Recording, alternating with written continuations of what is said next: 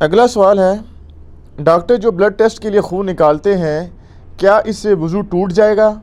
Drip لگاتے ہوئے جو تھوڑا سا بلڈ نکلتا ہے کیا وہ وضو توڑ دیتا ہے؟ اس سے نہ وضو ٹوٹے گا اور نہ روزہ ٹوٹے گا۔ صحیح بخاری میں تعلیقاً موجود ہے، ابن عباس کا قول، مصنف ابن ابی شیبہ، سنن کبریٰ، البیہقی میں ڈیٹیل سے موجود ہے کہ ابن عباس کہتے ہیں کہ جسم میں کوئی چیز داخل کرنے سے روزہ ٹوٹتا ہے، نکالنے سے نہیں ٹوٹتا۔ تو روزہ بھی نہیں ٹوٹے گا اگر خون کسی کا نکل آئے، نکالے بلڈ ٹیسٹ کے لیے، یا ڈرپ لگائیں گے تو ظاہر ہے وہ تو داخل کر رہے ہیں، اس سے تو آپ کا روزہ ٹوٹ جائے گا۔ رہا وضو، تو وضو خون نکلنے سے نہیں ٹوٹتا۔ خون نکلنے سے، خون جو نکل رہا ہوتا ہے وہ خون پاک ہے، اس کو صرف پینا حرام ہے۔ جو قرآن حکیم میں کم از کم 4 مقامات پہ ہے کہ تمہارے لیے حرام ہوا خنزیر کا گوشت، بہتا ہوا لہو، مردار، اور وہ حلال چیز بھی جس پہ غیر اللہ کا نام لیا جائے قربان کرتے وقت، یہ 4 چیزیں حرام کی گئی ہیں۔ بہتا ہوا لہو پینا حرام ہے، اور صرف بہتا ہوا جو ذبح کے وقت نکلتا ہے۔ جو ہڈیوں کے اندر، گوشت کے اندر چمٹا ہوا ہوتا ہے، جو پک جاتا ہے، وہ خون حلال ہے۔ بہتا ہوا لہو جو ہے وہ حرام ہے پینا، لیکن ناپاک نہیں ہے، وہ پاک ہی ہے۔ پاک کا ثبوت کیا ہے؟ اصل میں جن لوگوں نے وضو توڑنے کا مسئلہ نکالا، یہ امام حنیفہ کا صرف موقف ہے، باقی تینوں اماموں کا اور حدیث کے سارے اماموں کا یہ موقف ہے کہ خون سے وضو نہیں ٹوٹتا۔ امام حنیفہ نے چونکہ خون کو ناپاک سمجھ لیا تو اس کی کورالری پھر یہ نکلی کہ انہوں نے کہا کہ جتنی ناپاک چیزیں جسم سے نکلتی ہیں نا وہ وضو توڑ دیتی ہیں۔ وہ کہتے ہیں پیشاب دیکھیں ناپاک ہے، وضو توڑ دیتا ہے۔ تھوک پاک ہے، تھوک نکلنے سے وضو نہیں ٹوٹتا۔ ناک کوئی صاف کرتا ہے، اسے وضو نہیں ٹوٹتا کیونکہ یہ پاک ہے۔ تو کہتے ہیں خون چونکہ ناپاک ہے، یہ کورالری انہوں نے بنائی کہ ناپاک ہونے کی وجہ سے اس کا لازمی نتیجہ ہے کہ یہ وضو توڑ دے گا۔ وہ چونکہ بنیاد ہی غلط ہے کہ وہ ناپاک ہے، یہ غلط ہے، ورنہ تو صحابہ کرام کے لیے مصیبت کھڑی ہوتی، جو بیچارے ہر وقت زخموں میں ہی رہتے تھے، جہادوں میں ہی رہتے تھے، ان کی تو مصیبت کھڑی ہوتی۔ امام بخاری نے صحیح بخاری میں باقاعدہ باب باندھا ہے کہ خون پاک ہے، اور ابو داؤد میں تو وہ حدیث بڑی مشہور ہے، شروع میں آپ کو پہلے جلد میں ہی مل جائے گی، کہ ایک صحابی کو ایک زخم کے دوران، ایک جنگ کے دوران وہ پیرے پہ معمور کیا نبی علیہ السلام نے، تو کافروں نے رات کے وقت حملہ کیا، ان کو تیر لگے، ان کا جسم سے خون نکلنا شروع ہوا، لیکن وہ نماز پڑھ رہے تھے اس حالت میں۔ انہوں نے نماز تسلی سے اپنی مکمل کی، بعد میں آئے، جسم خون و خون تھا، تو دوسرے ساتھیوں نے کہا آپ ہمیں جگا لیتے۔ تو انہوں نے کہا کہ میں نے ایک صورت شروع کر لی تھی، تو میں نے یہ برا سمجھا کہ میں اس کو مکمل کیے بغیر جو تہاڈی فون کال وج جائے تو تہاڈی نماز نہ مختصر ہو جاندی ہے، ان کو تیر لگ رہے ہیں۔ اس حدیث سے امام ابو داؤد نے باب باندھا ہے کہ خون نکلنے سے وضو نہیں ٹوٹتا، ورنہ تیر لگے تو کتنا بہتا ہوا ہی خون نکلا ہے نا، خالی چھوٹا سا خون تو نہیں تھا، بہتا ہوا لہو تھا۔ یہ حدیث اس بات کا ثبوت ہے کہ خون نکلنے سے وضو نہیں ٹوٹتا، اور دوسرا یہ کہ خون پاک بھی ہے۔ جب خون پاک ہے تو وضو بھی نہیں توڑے گا۔ تو یہ صرف امام حنیفہ کا موقف ہے، اور یہ ان کا موقف شاذ ہے۔ باقی سارے امام شافعی، امام مالک، احمد بن حنبل اور اماموں کا کوئی کمال نہیں، یہ حدیث ہے۔ یہ حدیث اگر آپ کو میں بتاؤں اور اماموں کے اقوال نہ بتاؤں، آپ بھی رزلٹ نکالیں گے، کوئی نہیں ٹوٹتا۔ یہ خام خواہ ہوا بنایا ہوا ہے جی، وہ جی ہم مسئلے کیسے پتہ چلیں گے جی، وہ بیوی کو ہاتھ لگانے سے ٹوٹتا ہے کہ نہیں ٹوٹتا، وہ سر بخاری مسلم میں موجود ہے۔ سیدہ عائشہ کہتی ہیں حجرہ تنگ تھا، نبی علیہ السلام نماز پڑھا کرتے تھے، اس وقت ہمارے گھروں میں چراغ نہیں ہوتے تھے، میں سامنے ہی لیٹی ہوتی تھی، جب آپ سجدے میں جانے لگتے میرے پاؤں ٹو دیتے، میں پاؤں سمیٹ لیتی، آپ سجدہ کرتے، جب قیام میں جاتے میں دوبارہ ٹانگیں سیدھی کر لیتی۔ تو امام بخاری نے باقاعدہ اس سے رزلٹ نکالا ہے کہ بیوی کو ہاتھ لگانے سے وضو نہیں ٹوٹتا، اور سامنے لیٹی ہوتی تھی سیدہ عائشہ۔ تو وہ مذاق پھر بناتے ہیں، وہ جی ایک بندہ تھا جی، وہ جب بیوی کو ہاتھ لگایا اس وقت وہ حنفی بن گیا، بعد میں تھوڑی دیر بعد اس کو ٹھوکر لگی، خون نکلا، پھر وہ شافعی بن گیا۔ تو آپ اپنے مرضی کے، سر ہم اپنے مرضی کے دین پہ نہیں چل رہے، نا مرضی کے دین پہ نہیں چل رہے، کتاب و سنت کے اوپر چل رہے ہیں۔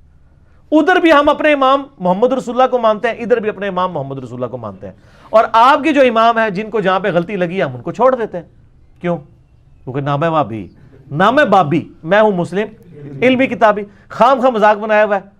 اور یہ اتنے ڈرپوک ہیں اس طرح کے مسئلوں میں کہ فضائل اعمال کے اندر عرض کر دیں، انجینئرنگ بھی تھوڑی بہت کرنی چاہیے نا۔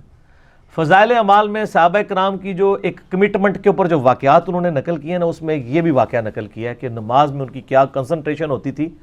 یہ واقعہ انہوں نے ابو داؤد سے نقل کیا کہ جی وہ تیر لگتے رہے اور وہ نماز پڑھتے رہے، اور اس میں تو الفاظ ہیں ابو داؤد میں کہ وہ صحابی کہتے ہیں میں رات کو ڈیوٹی کر رہا تھا تو میں نے کہا ٹائم کیوں ضائع کروں، میں نفل کیوں نہ پڑھوں اتنی دیر کھڑے ہو کے، نیند بھی نہیں آئے گی اور قرآن بھی پڑھتا رہوں گا، چونکہ انہیں پتا تھا قرآن میں کیا ہے، عربی ان کی زبان تھی۔ اچھا یہ انہوں نے واقعہ لکھا کہ جی وہ ابو داؤد سے، واقعہ تو ٹھیک ہے، تین لگتے رہے، نماز پڑھتے رہے۔ اچھا اینڈ پہ انہوں نے فے ڈالی، ایک چھوٹی سی فے، فائدہ یا فساد۔ پہلے وہ فائدہ ہوتا تھا، آج کل اس سے فساد کھڑا ہو گیا کیونکہ انجینئرنگ کا دور آ گیا نا۔ تو وہ فائدے میں لکھتے ہیں کہ جی اس سے یہ پتہ چلا کہ جو ہے نا وہ ان صحابی جو تھے نا ان کا یہ موقف تھا کہ خون نکلنے سے وضو نہیں ٹوٹتا۔ صرف کہانی کرائی اپنے بزرگوں کو بچانے کے لیے، اور کہا کہ جی امام شافعی رحمہ اللہ کا بھی یہی موقف ہے کہ خون نکلنے سے وضو نہیں ٹوٹتا۔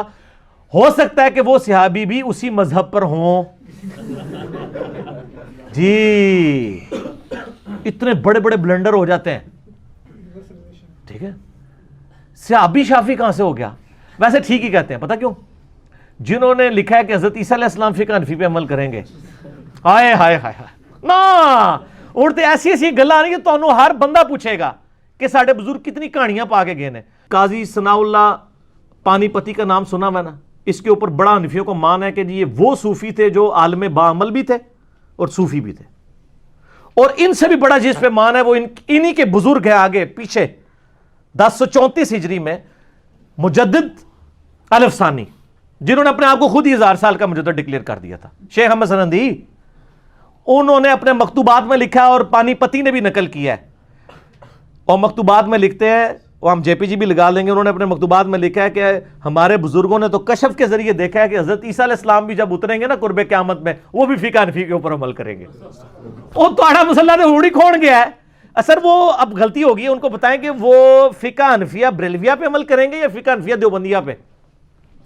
سر نا پرانیاں گلاں ان نویاں گلاں نے اے بھول گئے تواڈے بزرگ۔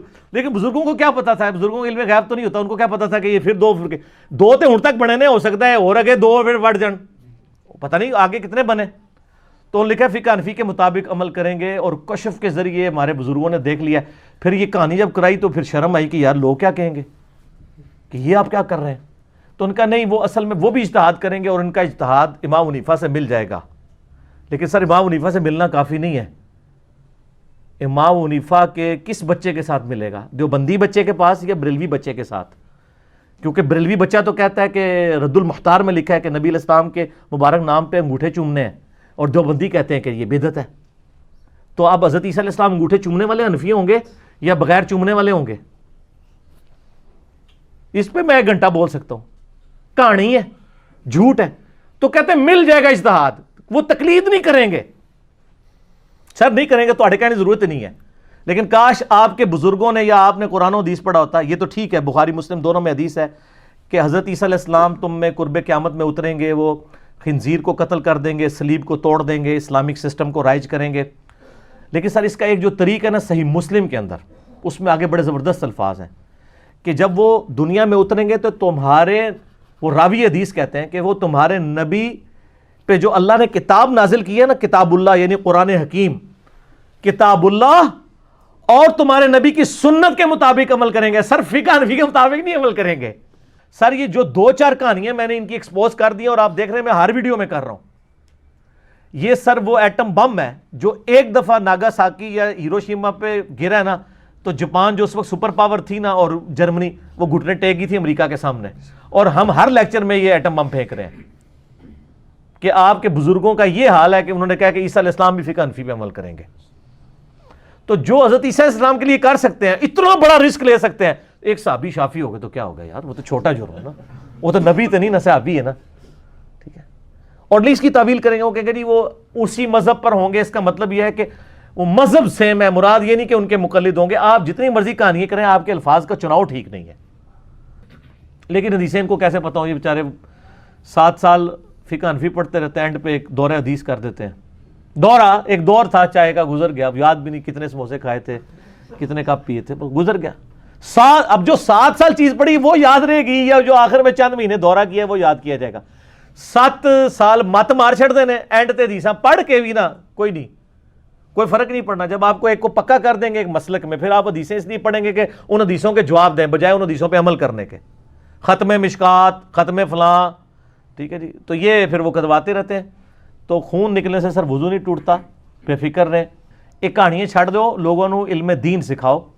اور میں یہ جو آپ کو ایک حسب حال کی فارم میں، یہ خبرناک کی فارم میں آپ کو ایک مزاحیہ انداز میں چیزیں اس لیے کنوے کرتا ہوں کہ تھنک آؤٹ آف باکس کریں. ہماری کسی سے کوئی ذاتی دشمنی نہیں واللہ، ہم یعنی سب کے ساتھ ہمدردی کرتے ہیں. ہم صرف یہ بتاتے ہیں کہ ایک بچہ سمگلر کے گھر پیدا ہوا تھا، جوان ہو گیا، اب اس کو جوانی کے بعد پتہ چلا کہ میرا باپ تو ہیروئن سمگل کر کے اس نے یہ مسجد بنوائی تھی اور یہ مدرسہ بنوایا تھا، اگرچہ میرے باپ نے داڑھی بھی رکھی ہوئی ہے.